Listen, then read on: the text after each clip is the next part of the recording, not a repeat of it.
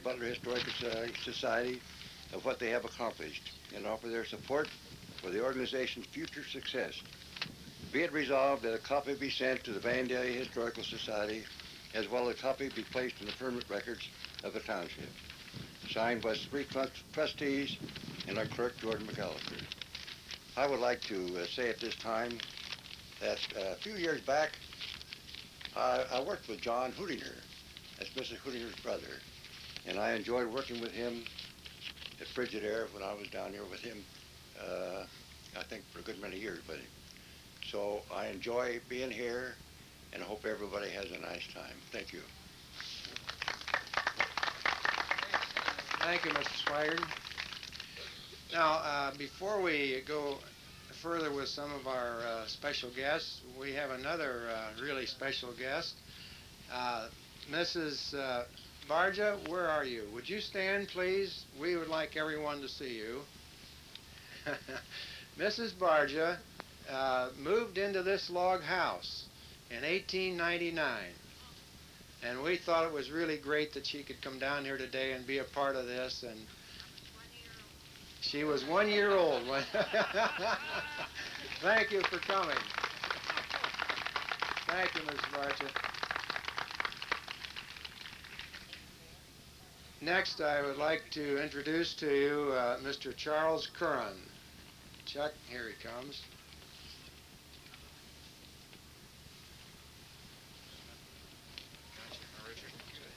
Thank you, Dick. As I recall, last year we had a cookout. We had and all the windows were out of the place, and it was raining. And as many people as possible were trying to get in, but there wasn't enough room. Well, luckily today in the dedication, we're faced with beautiful weather, and on behalf of the Board of County Commissioners, we wanted to present the Society with a proclamation. I'll just read a few excerpts of it. Whereas the Historical Society of Vandalia Butler has been in the process of reconstructing the structure since '81, and whereas the log house upon its completion will be opened as a museum and will be furnished with the period furnishings of 1850, therefore be it resolved by the Board of County Commissioners of Montgomery County that we commend the Historical Society of Vandalia Butler for its work in completing the reconstruction of the log house, and also we invite the public to view the log house and to appreciate the heritage and history of this community and of this era. Signed, Charles Curran, Paula McElwain, and Charles F. Horn. I'd like to present this to you. Congratulations. Thank you very much. Sure.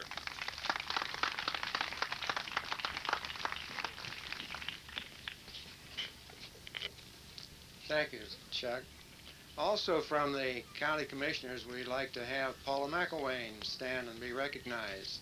It's nice to have you, Paula. Next, we have in our own bailiwick here in Vandalia, we have William Hara, who is Vice Mayor for the City of Vandalia. Bill? No,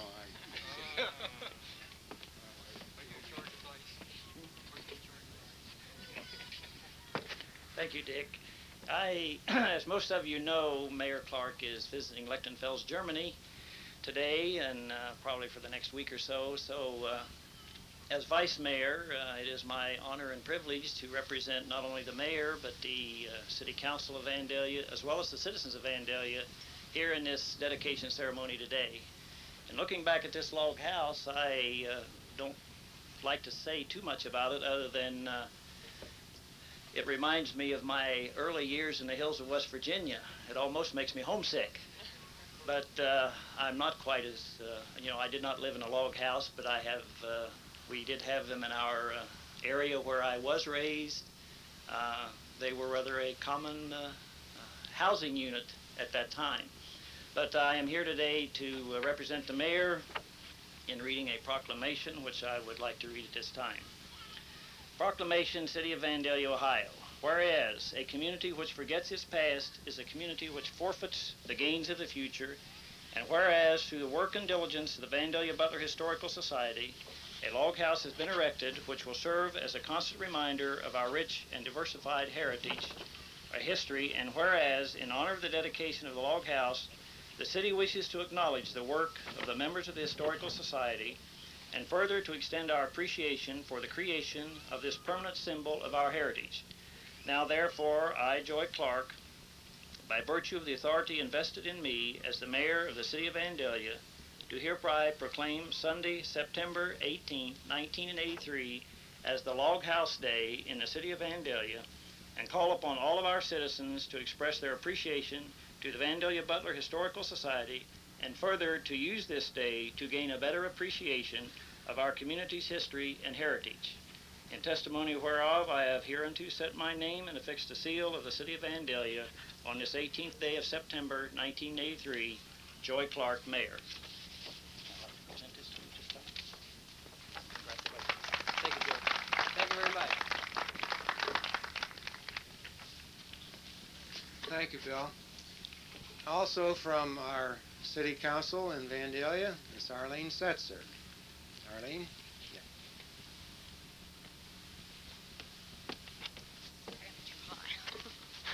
As you know, Joy is unable to be with us. However, she has sent a message and she's asked that I read it. Dear friends, I have watched the progress of the log house from the ground up over a period of several years. I have seldom seen such dedication to a project from such a group of citizens. We in Vandalia thank you for your efforts. It is a beautiful gift to our entire community. Much to my dismay, I am unable to be present on this long-awaited and very special day. To commemorate the occasion, however, I have purchased a tree to be planted on the grounds of the log house. It will be marked with a plaque designating the dedication and honoring the Vandalia Butler Historical Society. I hope it will be a living reminder of the spirit of the people who have made this day possible. Congratulations and thank you again. Sincerely, Joy A. Clark, Mayor. Thank you.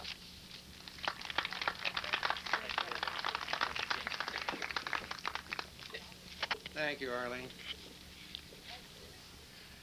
Now I would like to introduce Craig Zimmers, representing Neil Zimmers, who I understand his plane was unable to make the outskirts of Vandalia in time. That's correct. It's nice to have you. Thank you. It's my honor and privilege to be here today with you representing my brother, State Senator Neil Zimmers. I have with me a proclamation from the Ohio Senate which I'd like to read and then present to the Society. To honor the Historical Society of Vandalia Butler on the occasion of the dedication of the log house. On behalf of the members of the Senate of the 115th General Assembly of Ohio, we offer our heartiest congratulations to the Historical Society of Vandalia Butler on the occasion of the official dedication of the log house on September 18, 1983. We deeply appreciate your endeavors to reconstruct and restore the log house. Faced with certain destruction in Russia, Ohio, the house was dismantled, stored, and relocated due to your tireless efforts. The log house now stands in Vandalia as an enduring tribute to your dedication and commitment to preserve our heritage for future generations. You have prevented the loss of a priceless historical monument and assured that it be preserved to teach our youth about the history and heritage of the Vandalia Butler Township area. The same fine qualities of citizenship and service that characterized the early settlers in the area are reflected in your decision to restore the log house as a public museum complete with period furnishings of the 1850s era. Preserving our past is difficult, but we share with you the faith that it is absolutely essential to living our present to its fullest and assuring our children an even better life in the future. Thus it is with a real sense of pleasure that we congratulate you on this historic occasion and salute you for your faith in the noblest traditions of our state and nation. And signed by Senator Harry Michel, who's President of the Ohio Senate, and Senator Neil Zimmers from the 5th Senatorial District. Thank you. Thank you very much. Thank you, Craig. It's good to have you here today. Now, just a little bit of information before we go on. Following the program, the benediction and God Bless America, there will be refreshments and some entertainment to the rear of the building. There's a canopy tent back there where there are refreshments, and Mrs. Ellen Longnecker of Laura and Miss Fern Foreman of Arcanum will be back there, and they'll be playing their dulcimers for you. They're very good and very interesting, so just wanted you to be aware of that. Now, I would like to introduce one of our longtime, well, it says that, longtime Vandalia resident. And he's from a longtime Vandalia family, which we're very proud of, Mr. John Sunderland. John?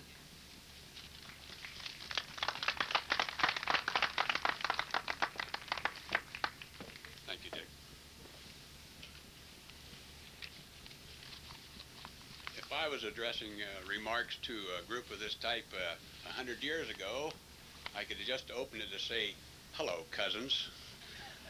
In other words, if your name was Brentlinger, Beeson, Patty, Wells, Bodine, Eccles, Miller, Martin, and so on, I hope I haven't overlooked over a half a dozen. I am aware that relating family history is very similar to showing a tray of 140 personal travel slides. You turn up the lights, and all are asleep except you and your wife. However, names and dates are necessary to give chronological order to any remarks dealing with history. I will try to keep them to a minimum. My 4G grandfather, William Sunderland, was born in England and landed in Philadelphia with his family in 1737. He was 7 years old at that time. William settled later in Somerset County, New Jersey. He and his wife had 3 sons, Richard, Peter, and William, plus several daughters. The 1790 census locates his family in Fayette County, Pennsylvania, with his son, who had been born in 1774. Sometime between the census and the year of 1798, he moved to Washington Township, where Richard and his father paid taxes of 75 cents each that year. To son Richard and his wife, Nancy Martin, were born twins named William and Elizabeth. We find them on June the 6th, 1802, or we find that in 1802, Richard and his brother Peter witnessed the first will on file in Montgomery County Probate Court. This will was from J. Jeanette Van Arsdellen, and it's hard for us to recognize this day and age of material wealth what was precious and priceless in early times. It reads, I give and bequeath to my beloved son William's children my cow and 5 irons, a large Dutch Bible, 1 pot and a half bushel. Secondly, to my beloved John's sons Cornelius, my table and heifer and my trunk. Thirdly, to my beloved daughters, Margaret Dilt's daughters, the remainder of my personal property to be made safe of by my daughter Margaret after my death until her daughters come of age. We also have another first in the family. Peter Sunderland, who witnessed this first will, was defended in the first case tried in the Common Pleas Court of Dayton. He was charged with assault and battery, found guilty, and fined $6.30. Shortly thereafter, Richard's cabin burned, and with the help of family and neighbors, it was rebuilt. The very first night after it was finished, it was again destroyed by fire. It is said that the chimney, which was constructed of sticks and plastered with clay, had not properly cured. Richard moved his family to Butler Township and purchased 403 acres of virgin bottomlands and timberlands along the Miami River, and that was at the price of $2 an acre. he located his cabin on the river bluffs at the outcropping of a large spring. Even then, pure water was a priceless resource. The volume from this spring was such that a mill wheel was later built at the falls to saw timber. We have in our possession the land grant covering this property signed by President James Madison. We also find that Richard served as a captain at Fort Greenville for a 6-month period during the War of 1812. The oldest paper in our possession is a survey of the property dated 1807. Richard and his son William together continued to accumulate acreage and farm the river bottoms. William married Margaret Miller in 1817, and over the years their family grew to consist of 3 boys and 3 girls. Their son James, my great-grandfather, was born in 1824. You can imagine his excitement at the age of 12 watching the construction of the national road through his family's farm. Later came the movement of people and Conestoga wagons passing by on their way to develop the West. Shortly after, the Miami-Erie Canal was dug through the property connecting Toledo with Dayton. Now, later than that, William in 1852 granted a right-of-way to the Dayton and Michigan Railroad. An exception to this grant stated all timbers cleared was reserved for the owner's use. As the Sunderland family continued to grow, around 1840, it was necessary to build a larger house. William had his elderly parents, his wife and 5 children, a total of 11 persons. This included his twin sister, who married in 1811, Isaac Miller. Although they had been given land by her father, Richard, and raised their own crops, they lived their entire life on the family farm. This farmhouse was enlarged later in 1860 by his son James. Son James married in 1844 to Mary Wells. To them were born 8 children. Only 3 reached adulthood. One of them, my grandfather Winfield Scott, died at the age of 28. 3 of James' children died within a 35-day period in 1872 from scarlet fever. 2 daughters lived a full lifespan. Matilda married Harry Castle, and Dilla married John Boer. Both received land from the farm, I presume, upon their marriages. Castle Road at one time was a lane to Matilda and Harry's residence. In 1862, at the age of 38, James received his greetings, advising him he was drafted into the service of the U.S. Army to serve for 9 months. A footnote was added to his draft papers. The government supply of blankets being exhausted, drafted men are advised to take with them a good woolen blanket. The regulation blanket is 80 by 66 inches and weighs 5 pounds.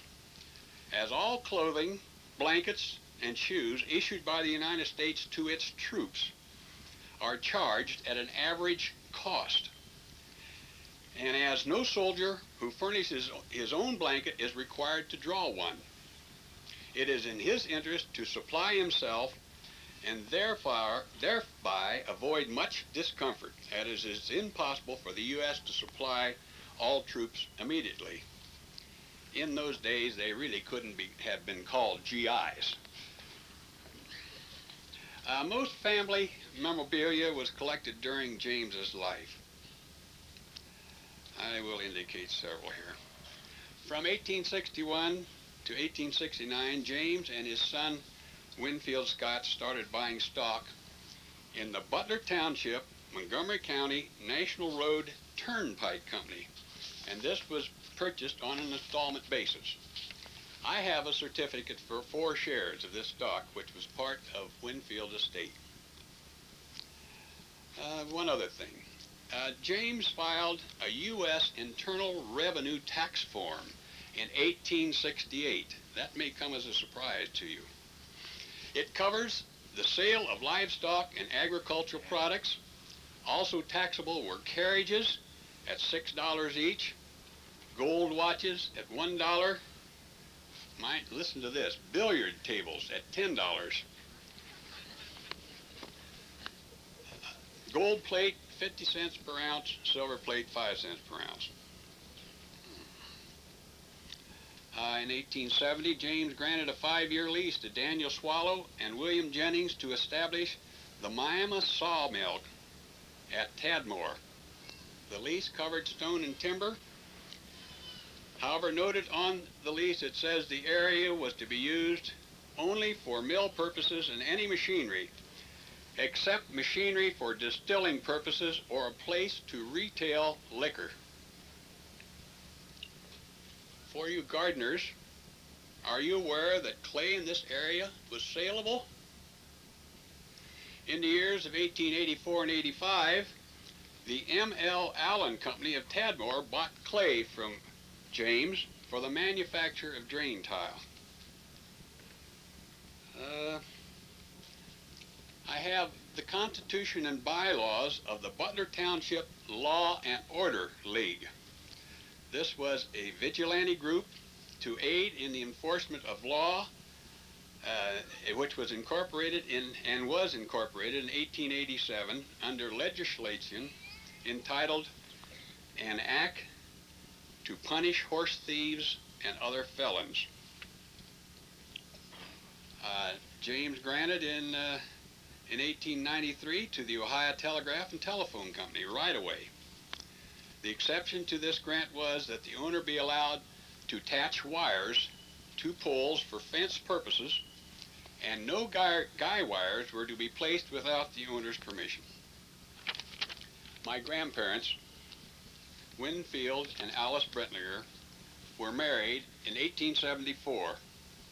2 children were born of this union, my father Walter and his sister Mary.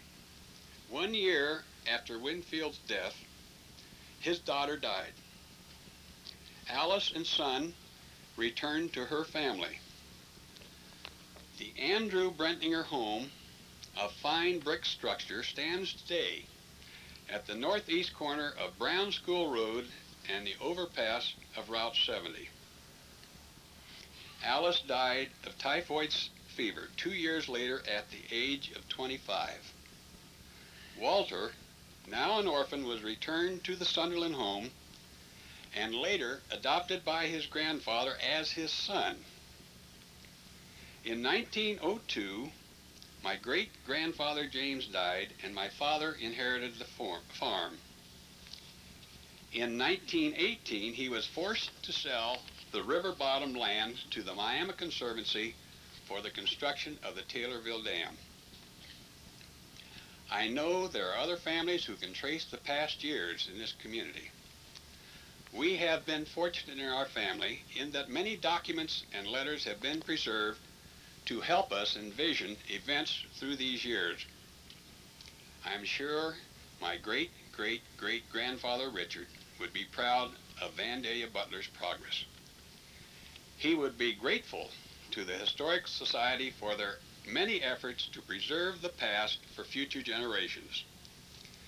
All this would have been beyond his imagination when he built his cabin on the bluffs near a clear running spring those 180 years ago. Thank you.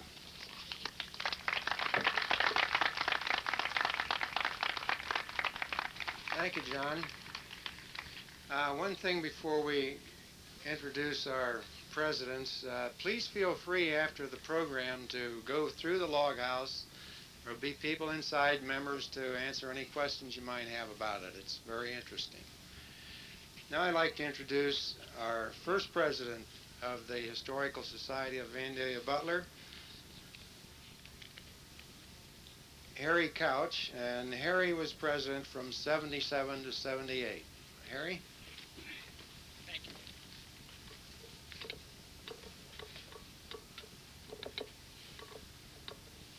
So I can see you just a little bit better.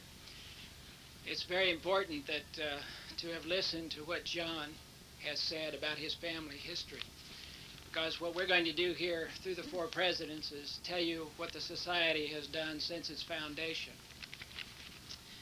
There is a time in the development of a community of people that they become curious of their history. This happens when they individually or collectively remember their ancestors and repeat stories of homesteading or migration. As information is gathered, a sense of continuity is developed and an enhanced purpose for the individual or community.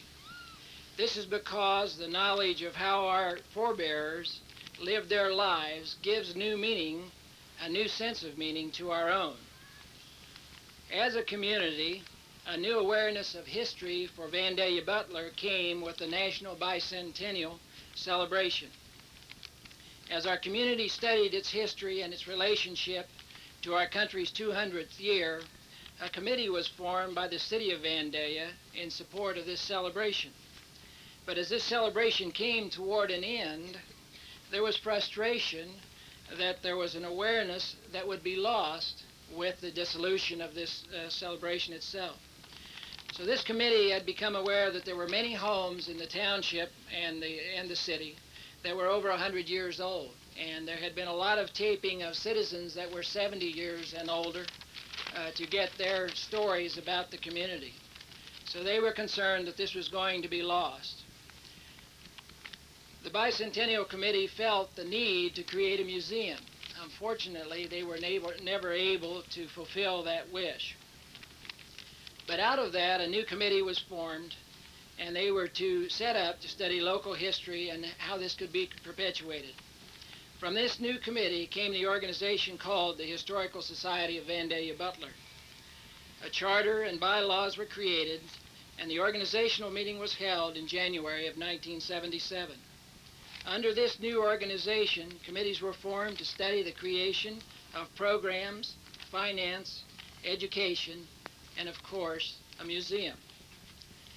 At the disbanding of the Bicentennial Committee, $5,600 was given to the Historical Society to help create a museum. As a society, we started the work with the schools in teaching local history. And in March of 1978, the first slide presentation was made to the community in the city building of local history. Quilt shows were started and the annual house tours. Continued meetings on potential museum buildings were held, but nothing suitable or affordable were found. But the society grew, and approximately 200 members raised a barn, and the wind blew it down. That shows you something about our skills a couple hundred years later, doesn't it? We participated in the business holiday fairs, and we traveled to Mr. Saxby's homes, and we became a cohesive force for historical thinking in the township and the city. Today, as we dedicate a building to the aims of the society, we must share in part with those who had the original dream, who stirred the sense of history in us all. For those of us who are here today, who put our backs into the building of this building, we bow to those who had the dream. We think the Bicentennial Committee would be proud of the results. We certainly are. Now, what I have done here is just covered the beginnings, and before I turn it over to Marcy, I'm going to go back and get the opportunity to cut a little bit of ribbon. So, Marcy, you can start, and I'll run and cut. Thank you.